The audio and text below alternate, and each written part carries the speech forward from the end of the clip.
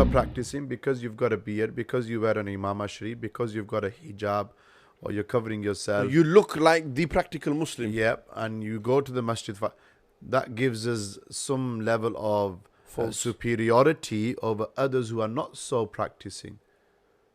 Then the reality is that you've not really benefited from what you're practicing. Because the whole purpose of practicing Islam is to better yourselves. Practicing Islam equals bettering yourself. And a part of bettering yourselves is that you don't consider yourself superior to others. That you always consider yourself less, be that in ibadat, be that in terms of sadaqat, what you give in the way of Allah Almighty. It's never enough. Basically, you're saying that you can be a practicing person, yet you're defying the whole objective of worship and purpose of worship. Exactly. The purpose and objective of worshipping Allah Almighty is not to show off and boast that I am a practical or I am a practicing Muslim, or looking down on others. So there's the spiritual element that ties into the discussion as well. So you've got your nafs, you've got the shaitan, you've got social media, these are all distractions and these are all struggles that you have. Then you've got within that the nafs effectively ties in with being arrogant, being cocky, being in a sense of ostentation. I'm better than him because I've got a beard, because I'm praying 5 times a day, and in essence, and I go regularly to the masjid, and I'm regularly giving charity. So I've already had this level of superiority over everyone else, and that in itself is destructive, the most destructive. To consider yourself or to think of yourself to be better than the other, you're actually not a practicing Muslim then. If somebody's not praying, or who are you to judge? Only Allah will judge. Well, if that's your mentality, then good luck to you. Because if you want Allah to only be your judge, and He is Al-Adilu, the most just in His judgments, Ahkamul Hakimeen, then, good luck to you on the day of Qiyamah. It baffles me when some people use that excuse. But the reality is... But people use that excuse thinking and assuming that, well, only Allah can judge me. If I'm not praying, if I'm not fasting, who are you to... Maybe the person telling you to pray and fast is not telling you because they're judging you. They want to better you and help you and assist you. True. So you need to look at how the person's coming across. Sometimes it's how we communicate. Communication is key. You might be communicating a valid point in the wrong way, which happens.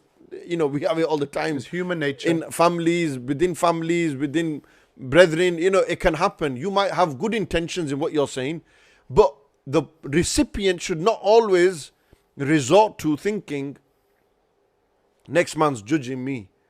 Who are you to judge me? Well, nobody's judging you. Relax. Why are you getting defensive? You're not being judged. We will leave judgment to Allah, and if it's Allah who you want your judgment to be done by, then like you said, may Allah help you. For if you was to be judged on your actions and not ask for Allah's mercy, then may Allah help you. Because it's Allah's mercy that we should all be asking for more than anything. Definitely. Oh Allah, through your mercy forgive us. Please don't look at our actions, they're not even worthy. No.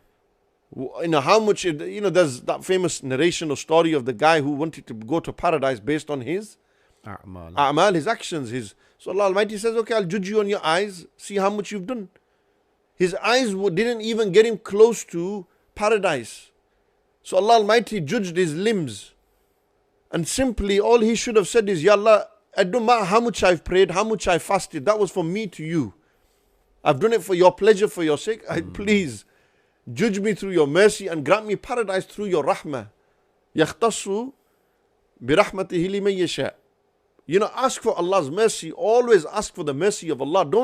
Don't be in this state and don't think next man's judging you or, go under this defensive.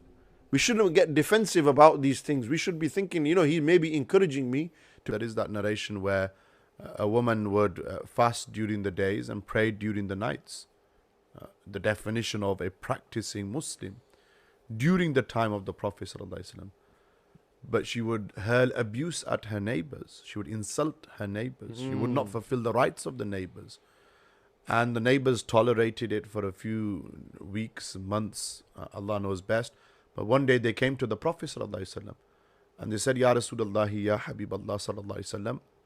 This woman, she prays during the night and she fasts during the day.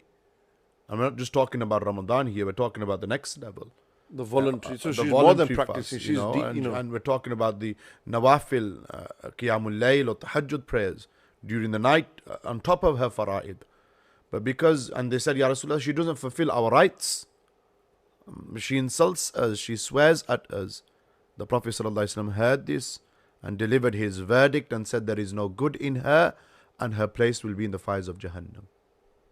So this is why it's absolutely paramount that we understand the whole purpose of being a practicing Muslim. Yes, it's making sure that your outward actions are, you're doing justice to the name that you have. It reminds me, Bator Ishara of Sayyidina Umar Farooq radiyallahu, either change your name or change your ways.